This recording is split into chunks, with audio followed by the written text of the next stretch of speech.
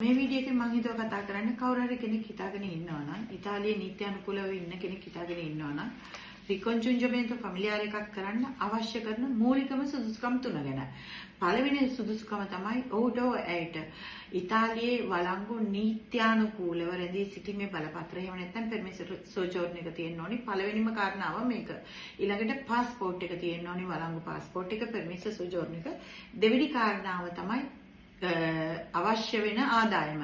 ඒ සඳහා සපුරා ඇලිය යුතු ආදායම තියෙනවා. මේ ආදායමත් අනිවාර්යයි. තුන්වෙනි කාරණාව විදිහට මම දකින්නේ වාසයට සුදුසු නිවසක්. හෝගෙන් ඉතාලියට එන කෙනාට නවතින්න සුදුසු තැනක් දෙන්න පුළුවන්කම.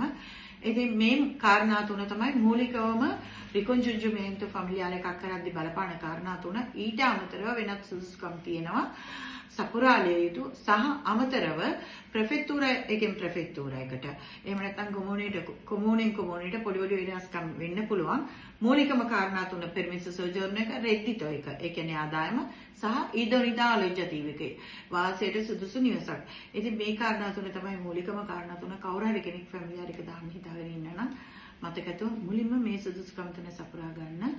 ඉතාලියේ කවුරු හරි කෙනෙක් හිතාගෙන ඉන්නවා නම් ෆැමිලියාර් එකක් දාන්න වැඩි විස්තර දැනගන්න ඕන නම් පුරුදු විදිහටම අපිට කතා කරන්න. මම වීණා ගම්ගේ පුන්තිම ග්‍රාති ආයතන වෙනුවෙන් අපේ දුරකථන අංක දෙක මතක් කරොත් 331 83 927. එහෙමත් නැත්නම් පුරුදු විදිහටම 331 912 0.5. බොහොම ස්තුතියි. Punto Immigrati. අපේ භාෂාවෙන් අපේ තැනක්.